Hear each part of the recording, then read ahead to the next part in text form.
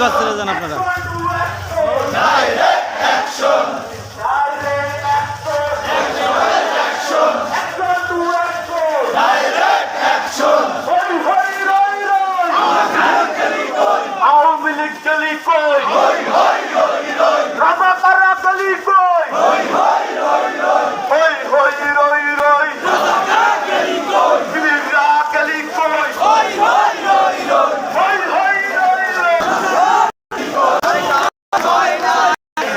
সংসদ কর্তৃক আয়োজিত সারা বাংলাদেশে সন্ত্রাস, নৈরাজ্য, আইন শৃঙ্খলা অবনতি, ধর্ষণ, চুরি এর প্রতিবাদে সারা বাংলাদেশে কেন্দ্রীয় ঘোষিত যে কর্মসূচি দিয়েছিলেন তার ধারাবাহিকতায় বাগেরহাট জেলা যুব দলের পক্ষ থেকে আমরা প্রতিবাদ মিছিল পরবর্তী সমাবেশে আমাদের মাঝে উপস্থিত রয়েছেন বাগেরহাট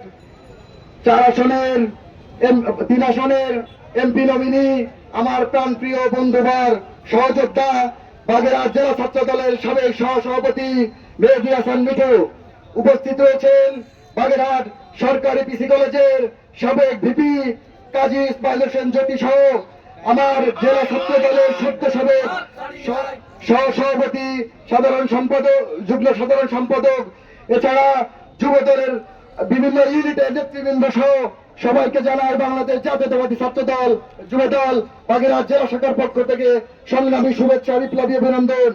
প্রিয় নেতৃবৃন্দ, ইতিমধ্যেই আমার বন্ধুবর সহযোদ্ধা সারা বাংলাদেশের পরিস্থিতি নিয়ে আমাদের দেশ নায়ক তারেক রহমানের নিয়ে যে কটূক্তি করেছেন, তার বিরুদ্ধে যে প্রতিবাদী বক্তব্য দিয়েছেন, আমিও তার সাথে একমত পোষণ করে একটা কথাই বলতে চাই, আমরা 16 বছর বহুত অত্যাচার, নির্যাতন, গুম খুনের শিকার হয়েছি।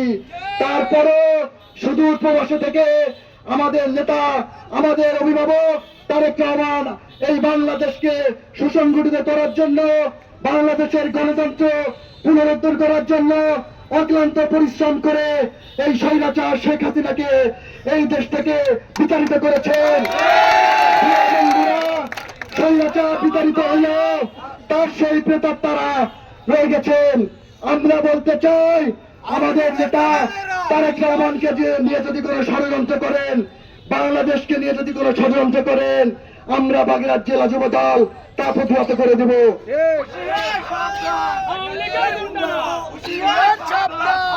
প্রিয় নেতৃবৃন্দ, আপনারা আজকে প্রোগ্রাম সফল করার জন্য অনেক কষ্ট করেছেন। আজকে এই প্রোগ্রামকে সফল করার জন্য ইলেকট্রিক মিডিয়া, প্রিন্ট মিডিয়া সহ প্রশাসনের যেসব ভাইরা আমাদের এই প্রোগ্রামকে সহযোগিতা করেছেন, সবাইকে বাগেরহাট জেলা যুব দলের পক্ষ থেকে সংগ্রামী শুভেচ্ছা, অভিনন্দন জানিয়ে আজকের মতো এই পথসভা শেষ করছি। বাংলাদেশ জিন্দাবাদ, বাংলাদেশ জাতীয়তাবাদী যুব দল জিন্দাবাদ, দেশ নেত্রী বেগম খালেদা জিয়া জিন্দাবাদ। আগামী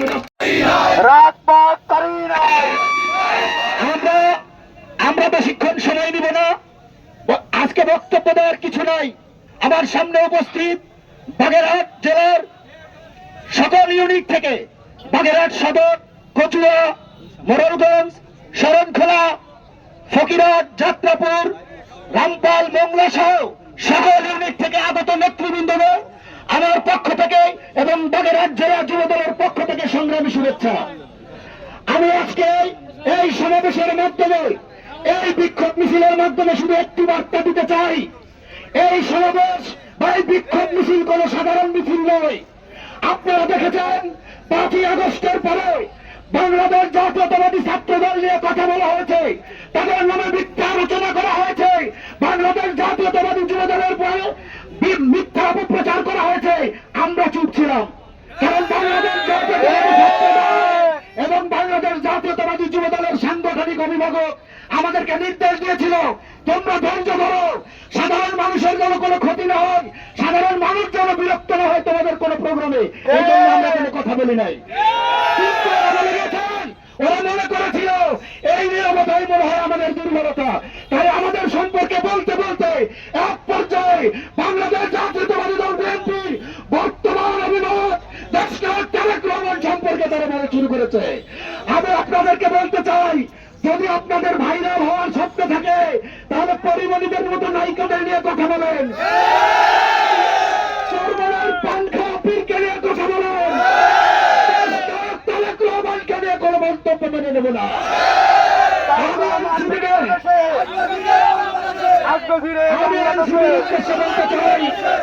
আমি আজকে আমার এক সহযোদ্ধা বন্ধু বলেছিল, ভাই এনসিপি না বলেন নিউ চিলড্রেন পার্টি।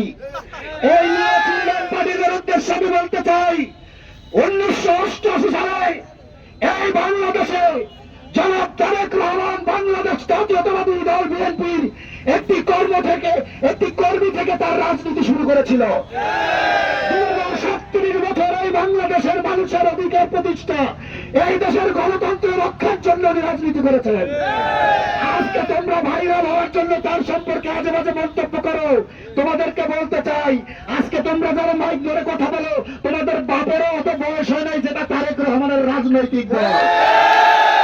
গত 37 বছরে জনাব তারেক রহমানের বিরুদ্ধে যত অপপ্রচার হয়েছে, একটাকে আজ পর্যন্ত এই দেশের মাটিতে সত্য হিসেবে প্রমাণ করতে পারে নাই।